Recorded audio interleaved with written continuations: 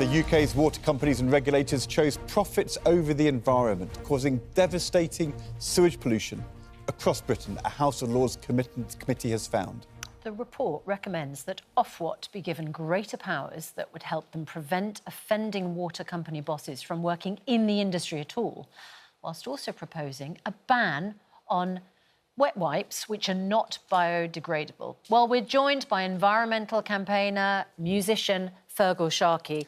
Very good morning to you. Good morning. Last time you were on this programme, you made waves. You are passionate about this issue.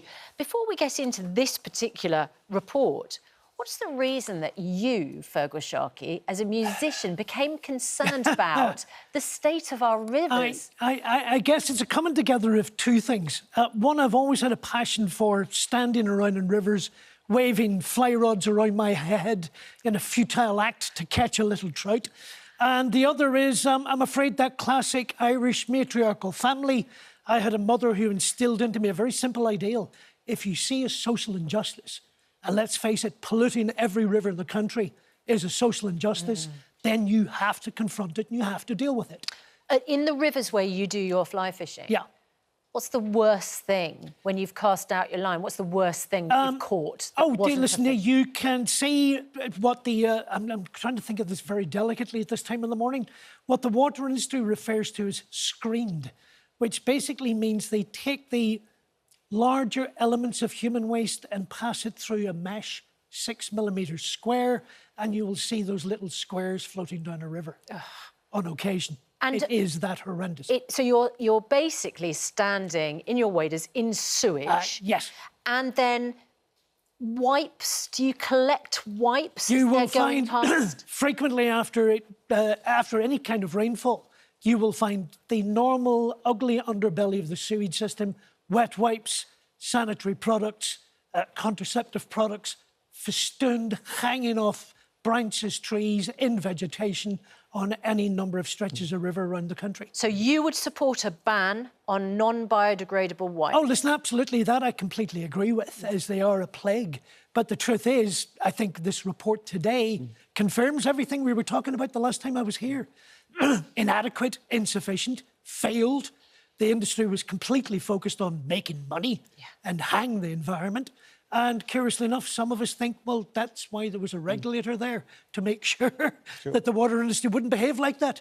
The regulator is there to make sure that prices are fair, the investment happens. The Environment Agency is there to make sure that when people see pollution, when they complain, something is done. And we talked about this last time. What seems to have happened is the Environment Agency is writing letters to the companies, but it's not acting anymore. I was looking at the figures. 2007-8, 15 years ago, in that year, the Environment Agency had 800 court cases. Yeah. In the latest figures, it wasn't 800, it was 17. Correct. They've got the power to fine or to take the companies to court. Why aren't they using their powers to act? I think there's two things involved here. The power has always been there. There's nothing wrong with the law. And the framework's there, it all exists. It's just never been implemented with the robust approach that it needed.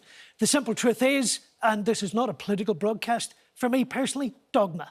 You have a Secretary of State in 2015 that bragged to Parliament about cutting farm inspections by 34,000, reducing red tape by 80,000, and as the report highlights today, government's approach and oversight of the regulators was chaotic at best. And if the companies don't think they're going to be fined or taken to court, there isn't the incentive, the pressure on them to act on the pollution. Shall we just say that I've sat on enough boards throughout my life, and there's a very simple approach. We'll push it until the regulator says stop that.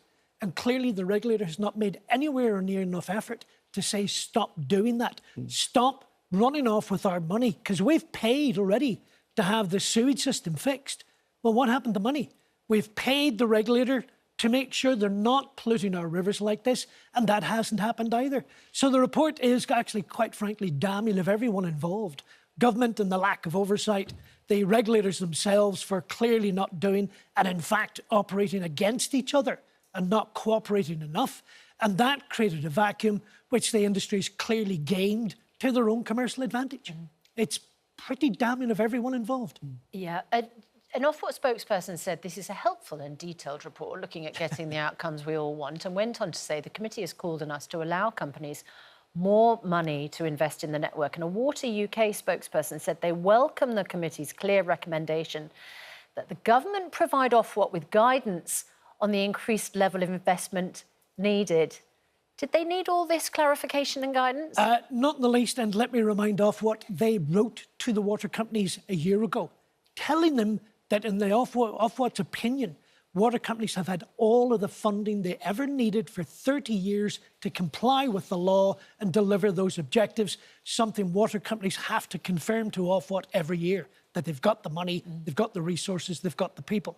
And who do you blame most? The regulator, which is setting the prices and the investment, or the Environment Agency, which has got the legal power to fine and take companies to court if they pollute? I think both of them are completely complicit on this.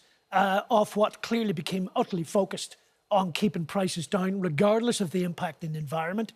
The other thing they touch upon, lack of investment. London is now on the verge of running out of drinking water. There has not been the scale of the investment needed to secure London's water supply, and that's the other aspect that the report focuses on. The water companies gamed the system. The regulatory oversight was sadly lacking. Ofwat were focused on some kind of 16-year-old interpretation of what a competitive market might look like. And the regulator, in terms of the Environment Agency, clearly decided they were simply not going to do the job we have tasked them with doing. We need to put these points to the Environment Minister. Where is the Environment Minister this morning? I don't know. Where was the Education Minister on Monday when we were talking about school roofs collapsing? Environment Minister, I gather, is on the 4th international trip since being appointed 4 months ago. Might that be helpful? We will find out and clarify.